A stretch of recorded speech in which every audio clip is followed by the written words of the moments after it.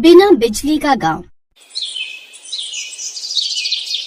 बंसीपुर नाम का एक गांव था जहां साल भर से मौसम के खराब होने के कारण बिजली नहीं आती थी। बंसीपुर गांव कभी उजाले के नाम से जाना जाता था, पर आज इस गांव में चारों तरफ अंधेरा छाया हुआ था। ऐसे मानो जैसे सभी लोग बरसों पुराने बिना बिजली के जमाने में जी रहे थे। ऐसे ही एक दिन गांव की सारी औरतें कुएं पर से पानी लाकर अपनी सारी जरूरत को पूरा करती थी। ऐसे ही एक दिन और थक गई रे, मैं तो साल भर से इस कुएं से पानी खींचते हुए परेशान हो गई। अब ना खींचता मुझसे इस कुएं से पानी, मेरे तो कमर में दर्द रहने लगा।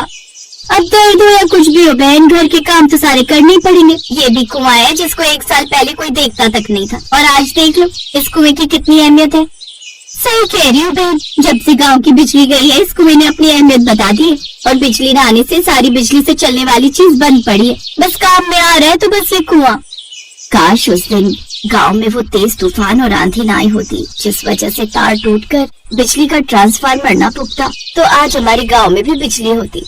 ऐसे सब मिलकर अपने बिना बिजली वाले गांव की दुख दर्द पीड़ा एक दूसरे को सुनाने लगती हैं, और कुछ देर बाद सब अपने घर चली जाती हैं। एक दिन नंदिनी कुएं से पानी लाकर घर पर कपड़े धो रही थी, तभी खुद से कहती है, हे भगवान, इस गर्मी में तो पूरे शरीर का पानी ही निचोड़ जाता है। पहले कुएं से पानी खींच कर लाओ और फिर हाथ से कपड़े धो। क्या फायदा दहेज में वॉशिंग मशीन मिलने का, इसको तो अब मैं बेच ही दूंगी। ऐसे एक दिन अंजना गर्मी में हाथ के पंखे से हवा कर रही थी, तभी अंजना अपनी सास से कहती है, आहा, गर्मी किस काम का एसी जब देखो बंद पड़ा रहता है। इसे उतरवा कर बिकवा देना बहू, बिना बिजली के गांव में इस एसी का कोई मोल नहीं है। ऐसे ही एक दिन शाम होते ही सारे गांव में गुप्त अंधेरा छा गया था, और गांव के सभी आदमी शाम को दिन ढलने से पहले ही काम पर से अपने अपने घर वापस से आ जाते हैं, क्योंकि पूरे गांव में लाइट न होने की वजह से पूरे गांव में घुप अंधेरा हो जाता है, जिससे पास खड़ा इंसान भी नहीं दिखता था। तभी रात को सुनील अपनी पत्नी से कहता है, माला, अंधेरा काफी हो गया और पास के सभी लोगों के भी दरवाजे बंद हो गए, तुम भी घर का दरवाजा लगा दो, मैं ऊपर छत पर बिस्तर कर लेता हूँ।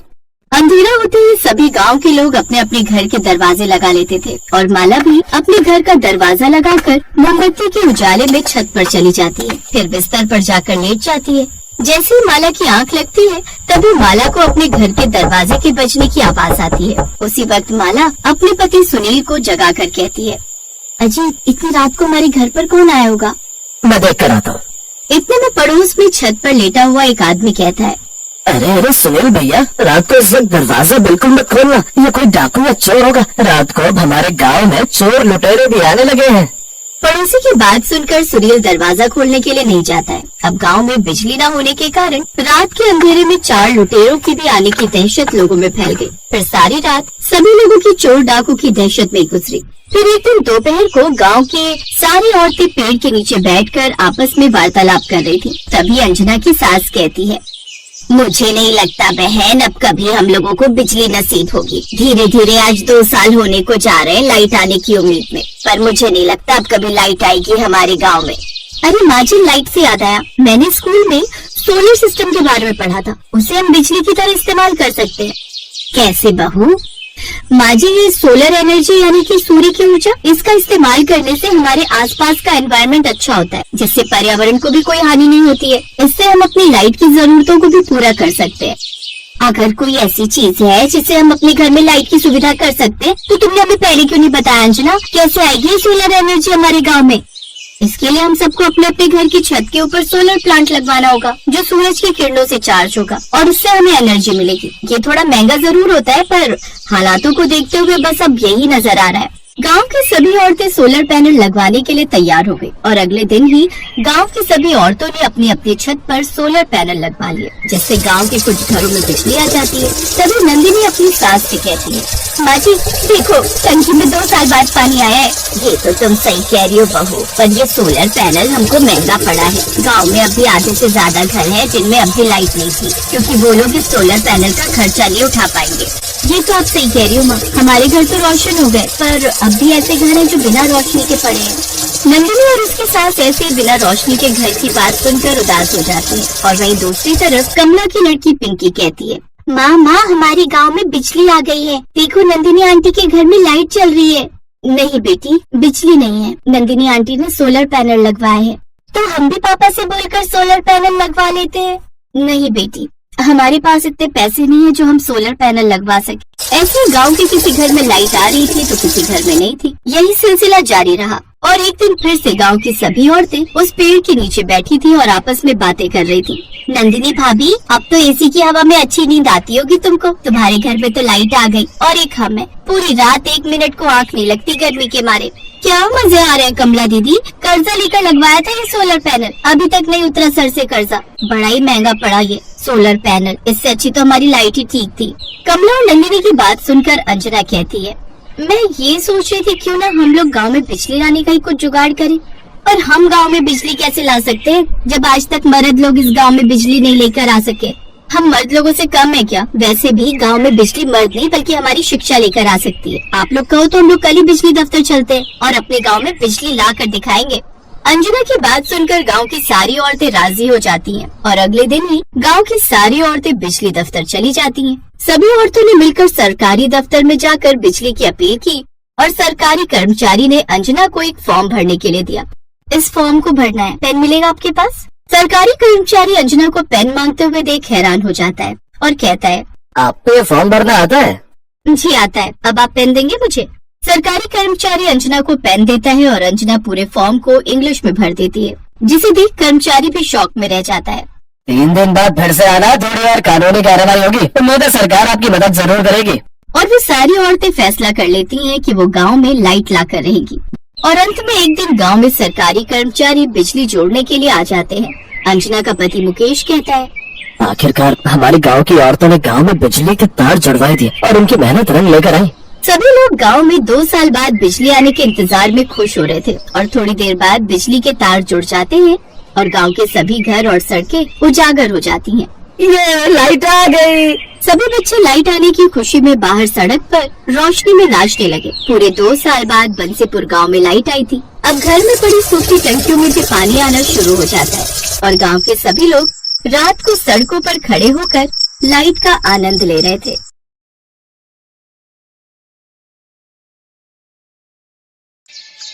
माँ जी, मैं जल्दी से कपड़े धोकर आ जाती हूँ, नहीं तो भीड़ लग जाएगी नल पर। बहू भरी गर्मी में कहाँ जाएगी कपड़े धोने? मुझे तो डर है कहीं तू बीमार न पड़ जाए। माँ जी आप जाने दो मुझे कपड़े धोने, नहीं तो फिर शांति आंटी की बहू पूरे कुनबे के कपड़े लेकर धोने बैठ जाएगी, जिससे शाम तक नंबर नहीं आएगा। ठीक है तेरी मर्जी, चली जा कपड़े धोने। रीता कपड़े लेकर नल पर धोने चली जाती है। ये कहानी है एक गरीब परिवार की जो जौनपुर गांव में रहता था। उस गांव में बिजली आने का कोई साधन नहीं था। उस परिवार में एक सास और उसकी एक बहू, एक बेटी और 2 बेटे रहते थे। बड़ा वाला बेटा उमेश गांव में रहता था, जो मेहनत मजदूरी करके अपना घर चलाता था, और दूसरा बेटा सौरभ शहर में रहता था और एक रोज वो शहर की लड़की से ही शादी कर लेता है। शादी के बाद अपने गांव में कुछ दिनों के लिए रहने आता है और जैसे ही उसकी सास अपनी छोटी बहू को देखती है, उसको घर के बाहर ही रोक देती है। ये लड़की अंदर नहीं जाएगी। पर माँ क्यों? ये बहू है आपकी।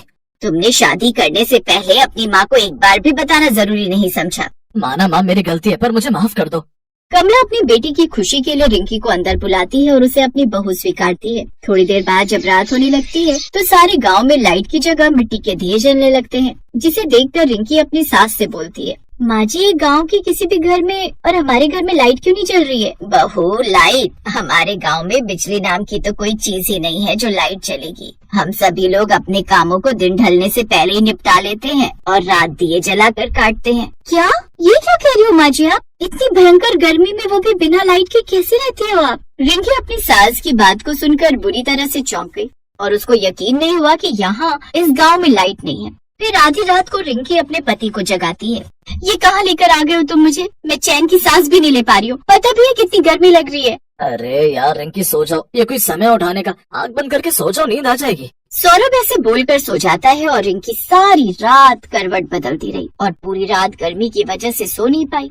पूरा घर कैसे खर्राटे मारकर सो रहा है भरी गर्मी में। इंसान ही है ना ये सब। ये भगवान तुमने मुझे कहाँ लाकर पटक दिया। फिर अगले दिन वो अपनी सास से कहती है, माँ जी मैं सारी रात नहीं सो पाई हूँ इस गर्मी में, अब तो नहाकर ही ठंडक मिलेगी मुझे। माँ जी पानी कहाँ पर रखा है? नहाने जाना है मुझे। छोटी बहू अगर तुमको नहाना है तो हैंडपंप के नल से पानी खींच कर ले आओ और नहा लो। अपनी ननद के साथ चली जाओ, हम सब भी ऐसे ही नहाते हैं। ये सुनकर रिंकी हैरान हो जाती है और मन ही मन कहती है, हे भगवान, ये कहाँ आकर फंस गई मैं। यहाँ से अच्छा तो मेरा शहर था जहाँ शावर खोलो और जितना मन करे नहाओ। थोड़ी देर बाद रिंकी नल से पानी भरकर लाती और तब आकर नहाती है। ऐसे धीरे धीरे रिंकी को गांव में आए हुए 3 दिन बीत गए। एक दिन रिंकी की जेठानी रीता खाना बना रही होती है और रिंकी से कहती है, सुनो देवरानी जी, जरा ये मसाला पीस कर देना। हाँ जेठानी जी, क्यों नहीं, मिक्सी कहाँ पर है? अरे देवरानी जी, आप भी कैसी बात करती हैं? हम लोग तो सिलबट्टे पर मसाला पीसते हैं। ये क्या होता है जेठानी जी? ये बिना लाइट के चलने वाला जुगाड़ है देवरानी जी। इस सिलबट्टे पर पिसे मसाले की सब्जी भी एकदम दमदार बनती है।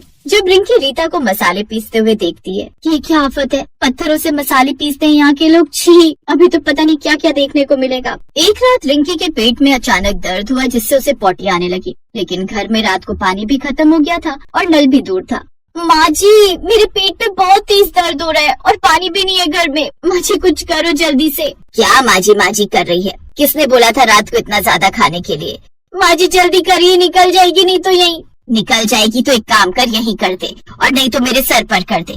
ना जाने किस आफत की पुड़िया को लेकर आए हैं हमारी छाती पर मूंग दलने। अरे सबर कर, पानी का इंतजाम कर रही हूँ। तभी रीता पड़ोस से पानी की बाल्टी लेकर जाती है और तब इसके बाद रिंकी पॉटी करके आती है। लेकिन इन सब से रिंकी अब काफी परेशान हो गई थी और वो अब अगले ही दिन अपना बैग पैक करने लगती है। सौरभ जी, इस गांव में बिजली न होने के कितने नुकसान है। बिजली के कारण घर में मोटर नहीं लग सकती, जिस कारण पानी लाने के लिए भी हमें बाहर हैंडपंप से पानी भरना पड़ता है। कल रात को मेरे साथ इमरजेंसी हो गई। अगर मान लो मेरी जगह कोई और बच्चा या बूढ़ा होता तो उसे भी यही सब परेशानियां झेलनी पड़ती। नहीं, मैंने तो बस अब तय कर लिया कि अब मैं इस घर में और नहीं रहूंगी। मैं जा रही हूँ यहाँ से। अब चलिए आप भी यहाँ से बहुत रह लिया, हम इस गाँव के ससुराल में जहाँ बिजली का नामो निशान नहीं है। एक एक दिन मेरा किश्तों में कट रहा है। यहाँ गर्मी के मारे जान निकल रही है, न लाइट है, न पानी है, न एसी है। एसी तो बहुत दूर, एक पंखा तक नहीं है। कल दिन निकलते ही हम शहर चलेंगे।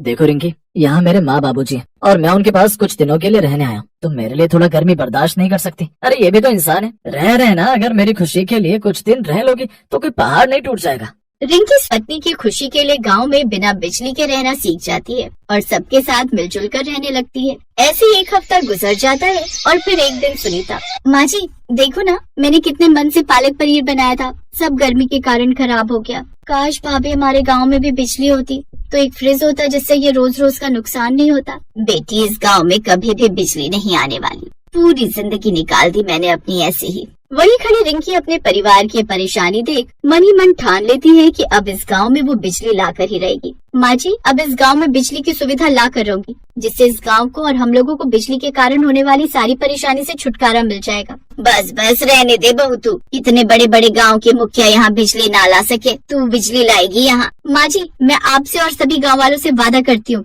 कि मैं इस गांव में बिजली ला कर रहूंगी। अब रिंकी बिजली विभाग के ऑफिस जाती है और इस बारे में इंक्वायरी करने लगती है। कितने समय से जौनपुर गांव में बिजली नहीं है, लोग यहाँ परेशान पड़े हुए, आखिर प्रशासन कर क्या रहा है?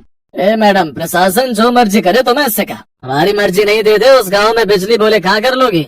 बड़ी बदतमीज है आप। लेकिन डोंट वरी, मैं भी आपसे ऊपर के ऑफिसर के पास जाऊंगी, लेकिन जौनपुर गाँव को बिजली दिलवा कर ही रहूंगी। ये कहकर रिंकी उस सरकारी दफ्तर से बाहर आने लगती है। तभी उसे वहाँ काम करने वाला गार्ड सबकी नजरों से बचते हुए बोलता है, रुकिए मैडम, जौनपुर गांव के लिए बिजली का प्रस्ताव तो सरकार की तरफ से कब का पास हो चुका है, लेकिन कुछ भ्रष्टाचारी अधिकारी हैं जो इस गांव में बिना कमीशन लिए बिजली पास ही नहीं कर रहे। पूरे 30 लाख की डिमांड है उनकी, और अब गांव के गरीब लोग इतना पैसा कहाँ से लाए? लेकिन तुम्हें ये सब कैसे पता?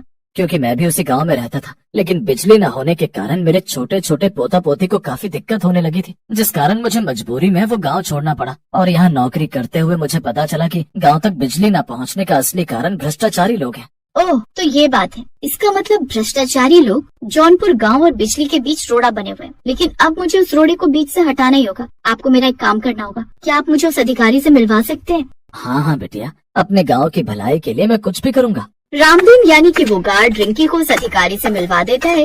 ओह, तो आप कानपुर गांव को बिजली दिलवाना चाहती हैं? ठीक है, मिल जाएगी, लेकिन इसके लिए आपको पूरे 30 लाख रुपए देने होंगे। बोलो, दे पाओगे इतनी कीमत? लेकिन ये तो साफ साफ तुम घूस मांग रहे हो। एक सरकारी अधिकारी को ये सब शोभा नहीं देता।